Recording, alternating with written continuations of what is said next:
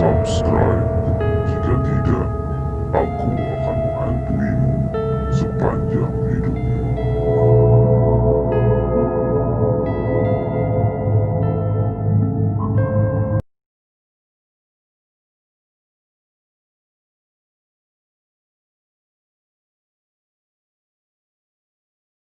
Setelah melewati pasar, aku sampai di rumah bapak tua itu. Rumahnya sama dengan rumah yang ada di desa itu pada umumnya.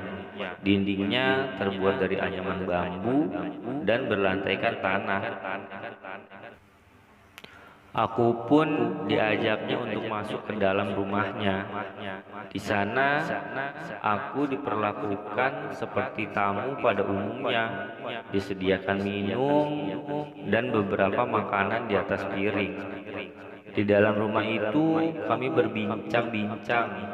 Aku cerita padanya soal aku dari mana, di sana untuk bekerja dan lain sebagainya. Sampai pada akhirnya, aku yang bertanya pada Pak tua ini, "Pak, sebenarnya saya ini ada di mana?" Beliau hanya menjawab, "Rakno," lalu pergi ke dalam ruang tengah. "Pak, saya harus pulang." Beliau menjawab sambil tetap berjalan ke ruang tengah. Beliau menjawab, "Besok saja, sudah mau malam," katanya. "Bahaya." Lalu beliau tak terlihat. Beliau terhalang dinding bilik. Aku mencoba untuk tetap tenang agar bisa berpikir dengan baik, agar aku bisa keluar dari kondisi itu. Karena saat itu aku sudah mulai sadar bahwa apa yang aku alami ini sudah di luar dari kenormalan. Lalu bapak tua itu kembali ke ruang tamu sambil memberikan aku sebuah tikar. "Iya, tikar untukku tidur," katanya. Beliau juga bilang akan mengantarkanku besok pagi. "Pak, saya ditunggu teman saya di warung kopi. Dan besok pagi saya harus kerja, Pak. Saya takut. Saya takut teman saya nyariin, Pak." Beliau hanya menjawab, "Tenang saja," katanya. Lalu beliau masuk kembali ke dalam. Hari memang sudah mulai gelap. Aku tak bisa menghubungi siapa-siapa, termasuk Ilham. Handphoneku tertinggal di mes saat aku cas sebelum mandi tadi. Saat itu aku nggak tahu harus berbuat apa. Untuk tidur, pasti aku tidak akan bisa tertidur dengan keadaan seperti ini. Untuk meneruskan ke pemukiman warga atau mungkin kembali ke mes juga tidak mungkin. Di luar sudah sangat gelap dan sepi. Aku pun membaringkan tubuhku di atas tikar yang tadi diberikan. Entah bagaimana ceritanya, aku tersadar ketika hari sudah pagi. Pagi itu aku disuguhkan teh manis hangat dan cemilan rengginang wajik dan makanan khas Jawa lainnya. Aku pun mencicipi suguhan bapak tua itu. Tidak ada yang aneh dengan makanan itu. Semua normal, baik rasa ataupun bentuk dari makanan itu. Setelah itu, aku pun menagih janji bapak tua itu. "Pak, Bapak jadikan mau antar saya pulang, Pak?" Bapak tua itu pun mengiyakan pertanyaanku. Akhirnya kami pun keluar dari rumah itu. Kami berjalan meneruskan perjalanan kemarin. Artinya kami tidak melewati jalan yang kemarin kami sudah lalui. Setelah kami berjalan kurang lebih 10 menit, aku terkejut. Tiba-tiba sampailah kami di sebuah rumah. Dan rumah itu rumah yang sama seperti rumah milik bapak tua itu. Jadi perjalanan kami tadi seperti berputar. Walau jalan yang kami tempuh tadi itu jalannya lurus. Loh, Pak, kok kita ke rumah Bapak lagi? Bapak tua itu tidak menjawab. Dia hanya bilang bahwa aku akan dititipkan di temannya. Nanti temannya itu yang akan mengantarkan aku pulang. Begitu katanya. Namun betapa terkejutnya aku, keluarlah seorang dari dalam rumah itu. Dan yang keluar itu adalah sosok bapak tua yang wajah dan semuanya itu sama persis dengan bapak tua yang sedang mengantarku ini. Jadi saat itu ada dua sosok bapak tua yang kembar. Iya, bapak tua yang kembar di hadapanku. Saat itu aku benar-benar tidak bisa berkata-kata. Aku hanya terdiam sambil menahan rasa takut dalam hatiku. Bapak tua si pemilik rumah itu mempersilahkan aku untuk masuk ke dalam. Sedangkan bapak tua yang mengantarku barusan, beliau pamit pulang untuk kembali ke rumahnya. Aku benar-benar hanya bisa pasrah dengan keadaan itu. Aku masuk ke dalam rumah itu, rumah yang benar-benar sama dengan rumah bapak tua sebelumnya. Rumahnya sama, bentuk bangunannya sama, tata letak dalam ruangannya juga sama. Yang membedakan hanya ada seorang anak muda di dalam ruang tamu rumah itu. Mungkin jika diperkirakan umurnya sebaya denganku, sekitar 25 tahunan.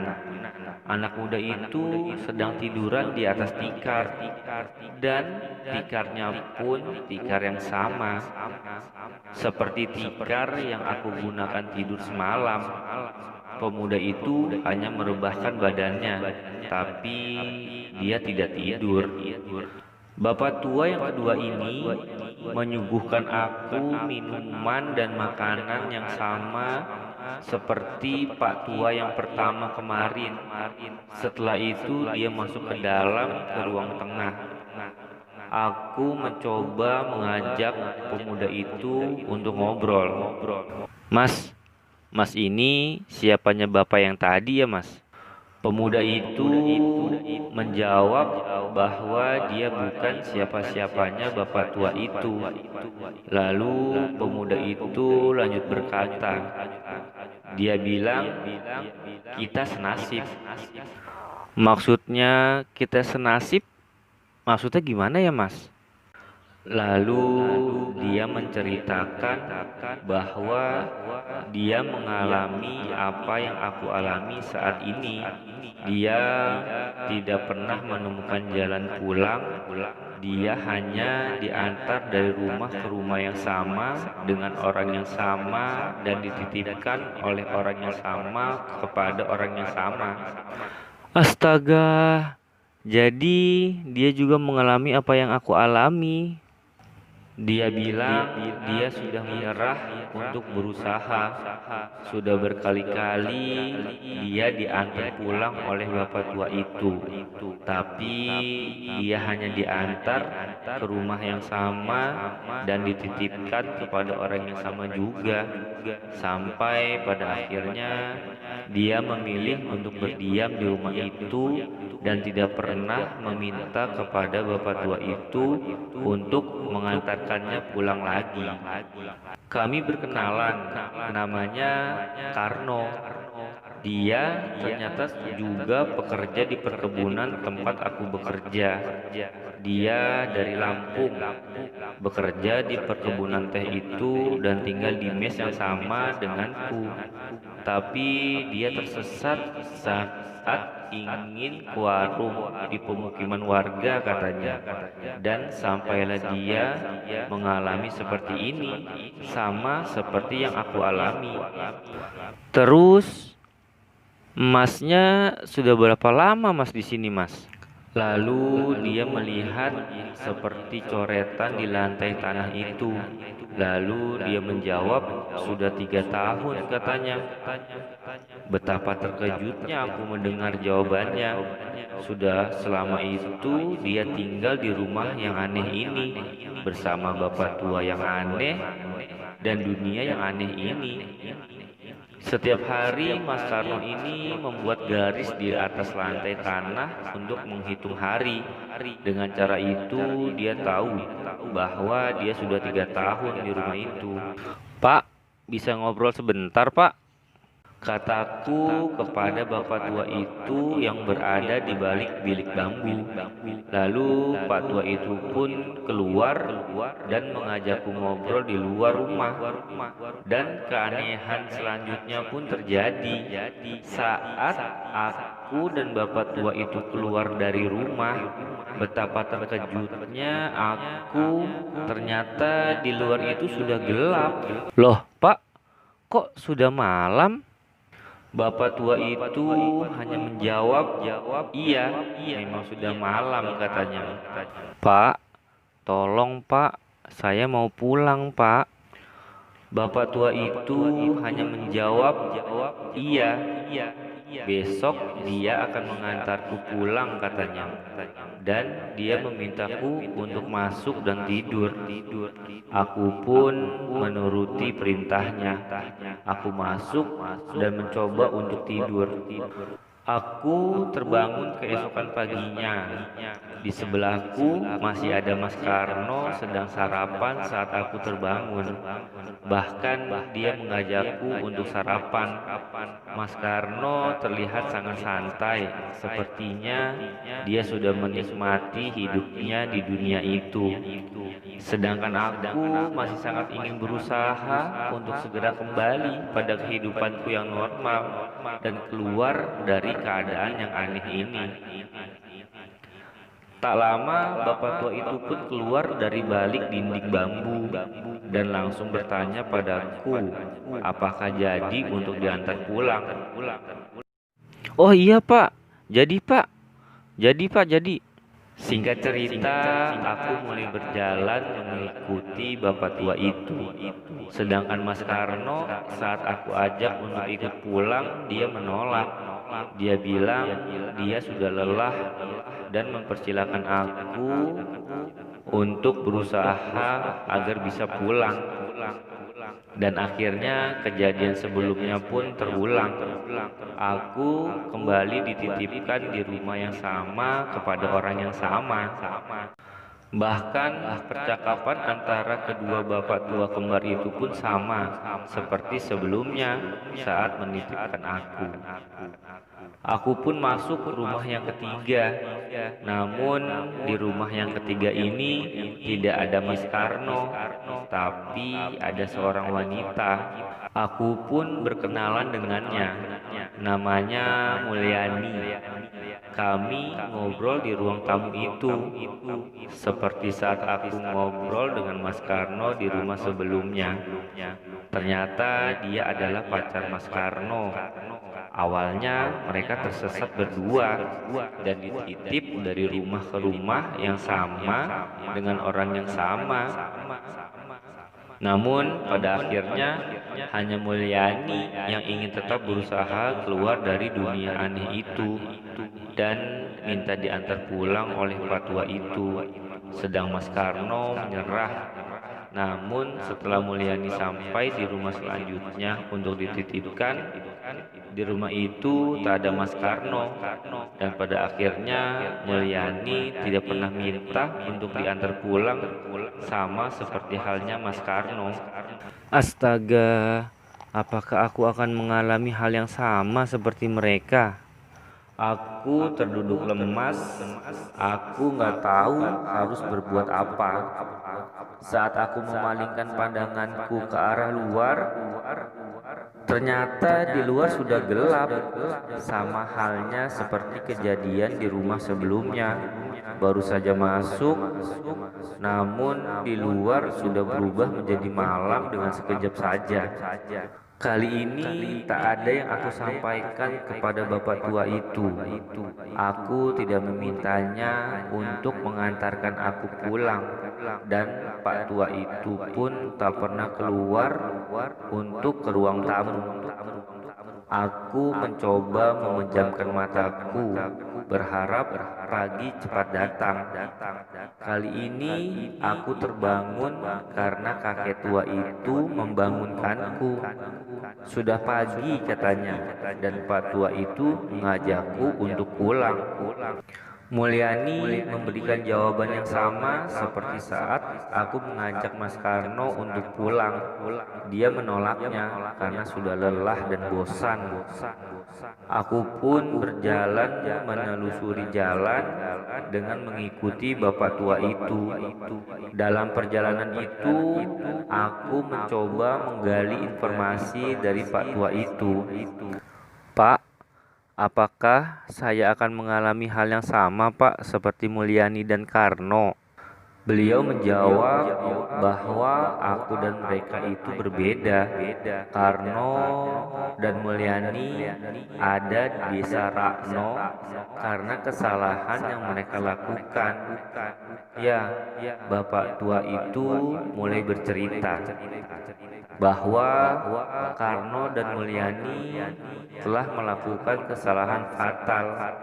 Mereka berpacaran dan sudah melakukan hubungan suami istri di desa tempat mereka bekerja tanpa pernikahan. Jadi mereka disesatkan di desa Rakno dan mereka tak akan pernah bisa kembali. Lalu bagaimana dengan saya, Pak? Bapak tua itu tidak menjawab. Beliau hanya menunjukkan dengan tangannya ke arah depan. Saat aku melihat ke arah depan, ternyata di depan sana ada jalan yang sudah dicor dari semen dan terlihat atap-atap rumah warga seperti pemukiman warga yang aku tuju. Pak tua itu berhenti dan berkata, "Saya antar sampai sini," katanya. "Kamu sudah sampai di tujuanmu." Beliau juga berkata, "Kapan-kapan datanglah kembali ke desa Rakno." Terima kasih, Pak. Terima kasih sudah mengantarkan saya. Aku pun dengan cepat melangkahkan kakiku ke pemukiman warga. Hanya sekali belok kanan saja dari jalan coran itu, aku sudah bisa melihat rumah warga dan warung kopi yang aku tuju. Dan ketika aku sampai di depan warung kopi itu, aku terkejut. Ilham memanggilku dari dalam. Ilham memintaku untuk segera masuk dan memesan kopi. Dia bilang dia sudah menungguku 1 jam. Jadi aku masih di hari yang sama saat aku akan minum kopi bersama Ilham. 3 malam yang aku lewati di desa Rakno, hanya 1 jam di dunia nyata. Entah apa arti dari nama Rakno.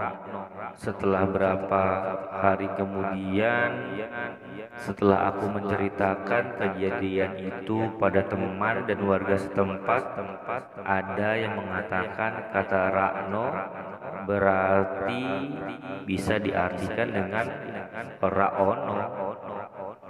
Dan karyawan yang sudah lama bekerja di sana bercerita padaku bahwa 3 tahun yang lalu juga ada karyawan pria dan wanita yang hilang bersamaan.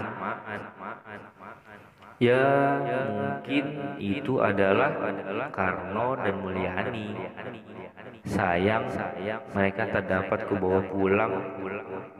Ya, mereka tak bisa kubawa pulang ke dunia nyata lagi.